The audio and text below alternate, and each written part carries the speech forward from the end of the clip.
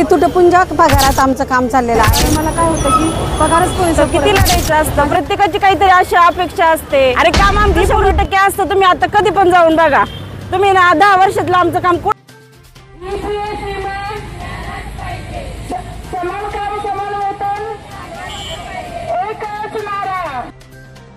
राष्ट्रीय आरोग्य अभियान कार्यक्रमांतर्गत या ठिकाणी आपल्या सातारा जिल्ह्यातील सध्या जे 1110 कर्मचारी आहेत ते 1110 कर्मचारी 19 ऑगस्टपासून या ठिकाणी आंदोलनामध्ये सहभागी झालेले आहेत। या कर्मचाऱ्यांची प्राथमिक आणि महत्त्वाची जी मागणी आहे ती मागणी आहे या कर्मचाऱ्यांचं समायोजन करावं।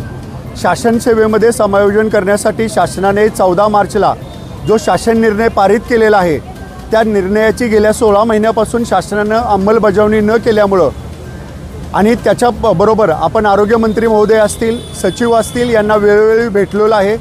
या आदेशाची अंमलबजावणी करण्याबाबत त्यांना वेळोवेळी विनंती केलेली आहे। एकत्रीकरण समितीच्या माध्यमातून या एकत्रीकरण समितीमध्ये जवळजवळ राज्यातील सर्व 18 संघटनांचं आपण एकत्रीकरण केलेलं आहे आणि या एकत्रीकरणाच्या माध्यमातून आपण शासनाकडं समायोजन ही जी मागणी प्रमुख आहे त्याच्याबरोबर जे 10 वर्षाचे आतले कर्मचारी आहेत या 10 वर्षाच्या आतल्या कर्मचाऱ्यांसाठी जे आपल्या 18-19 मागण्या आहेत की ज्याच्यामध्ये बदली धोरण असेल, कर्मचाऱ्यांचे पगारवाढ असेल, समान काम समान वेतन असेल, प्रॉव्हिडंट फंड असेल, ग्रॅज्युटी असेल, अशा अनेक मागण्या ज्या आहेत त्या मागण्या घेऊन आपण शासनाकडे जाण्याचा प्रयत्न केलेला आहे। शासनाबरोबर गेल्या 1 वर्षापासून आपण त्याच्याबरोबर बोलणी करून मार्ग काढण्याचा प्रयत्न करत आहे। आरोग्यमंत्री महोदयांना सुद्धा आपण अनेक वेळा याबाबत भेटलेलो आहे, परंतु तरीही जे प्रशासनामधील अधिकाऱ्यांच्यामध्ये आणि आरोग्यमंत्री महोदयांच्यामध्ये जो कम्युनिकेशन गॅप आहे त्याच्यामुळे ही अंमलबजावणी आत्तापर्यंत झालेली नाही असं आम्हाला दिसून येते। त्यामुळं आम्ही 19 तारखेपासून हे बेमुदत आंदोलन सुरू करतो आहे आणि हे आंदोलन त्या दिवसापर्यंत चालू असेल जोपर्यंत 38,500 जे कर्मचारी आहेत त्यापैकी ज्या कर्मचाऱ्यांना 14 मार्चला 10 वर्ष पूर्ण झालेले त्या 14,089 कर्मचाऱ्यांचे नियुक्ती आदेश शासन पारित करत नाही। मी जेवढे इथं जमलोय प्रत्येक काहीतरी घेऊनच इथं आलंय। एवढा पाऊस आहे, पाणी, 18 वर्ष आम्ही प्रत्येक ठिकाणी कामं केलेत। आता मी स्वतः म्हणजे आमचं एवढं अवघड आहे ना, आम्ही एवढं ज्या रेग्युलर सिस्टर खावली उपकेंद्र आमचं वाई तालुक्यात पूर्ण वरचा धोंबाग कमळगडापासून ते ओहळी रायरेश्वर पूर्ण भाग तिथं रेग्युलर सिस्टर नसताना आम्ही स्वतः म्हणजे प्रत्येक गोष्ट आम्ही तिथं झालीच पाहिजे ह्या म्हणजे मताने करतो। असं नाही का आम्ही परमनंट नाही, आम्ही ती कामं करणार नाही। आमचं काम 100% झालं पाहिजे एवढे डोक्यात। आपण जो पगार घेतो ना त्या पगाराला आपण स्मरून काम करतो, पण आमची पण अपेक्षा आहे, आमची मुलं आहेत म्हणजे त्यांचं पण पुढं भविष्य व्हावं। त्यासाठी आम्हाला साधं बँकेत गेले तर लोनसाठी विचारतात तुम्ही रेग्युलर आहे का, तुम्ही काय करू शकताय। म्हणजे आमचं मुलगा टॅलेंट असून आम्हाला त्याला कुठं मेडिकलमध्ये घालायचं असेल, कुठं घालायचं म्हणजे आर्थिक परिस्थितीनुसार थोडी तरी आर्थिक परिस्थिती लागतेच ना, त्याच्यासाठी आम्ही हे करतो। म्हणजे किती विचार करून आम्हाला प्रत्येक ठिकाणी बाबा आम्ही येणार याच्यामध्ये मला असं वाटतं की सरकारनं तुम्हाला गेल्या 18 वर्षापासून फक्त स्वप्न दाखवलेले आणि आता स्वप्न सगळे भंग झाले तुमचे, काय वाटतं? तेच झाले, ते फक्त स्वप्नच दाखवत गेले। आम्ही कोर्टापर्यंत जाऊन आले। मी स्वतः अख्ख्या साताऱ्यातून मी आणि माझी मैत्रीण औरंगाबादला केस टाकलेली, कुणीसुद्धा नव्हते, जाऊ दे ना पैसे, पण आशा होती। पण त्या केसचं त्यांनी 10 वर्ष पूर्ण झाल्यासाठी त्यांनी तो GR काढला, ठीक आहे ना काढला, पण सगळ्यांचं काम होतंय, आपण म्हणत नाही, आपण सगळ्यांसाठी लढतोय, पण तो GR निघून वर्ष होऊन गेले। त्यांनी एकदा तरी आमचा विचार करायला पाहिजे होता ना।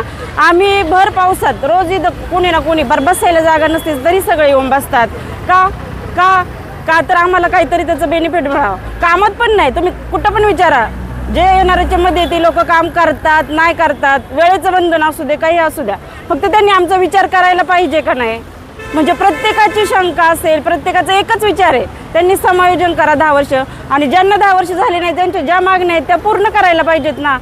आम्ही त्यांच्या विरुद्ध जात नाही आहे, पण आम्हाला त्यांनी वेळ आणली। आत्ता किती माणसांनी लढायचं असतं, किती लढायचं असतं, प्रत्येकाची काहीतरी अशा अपेक्षा असते ती पूर्ण करायला पाहिजे ना। त्याच्यासाठी आम्ही आता हे पाऊल उचलले। आता एवढ्या वर्षात आम्ही सरकारला किंवा एवढं आरोग्यातील मेन काम आरोग्याचं असतं, कोरोनात सुद्धा पहिल्यांदा आम्ही तिथं उभं होतो, आम्ही म्हणलो का आम्ही येणारच मी नाही, तेव्हा सुद्धा आम्ही दिले सगळ्यांना सेवा। आता पण आमचं काम आहे।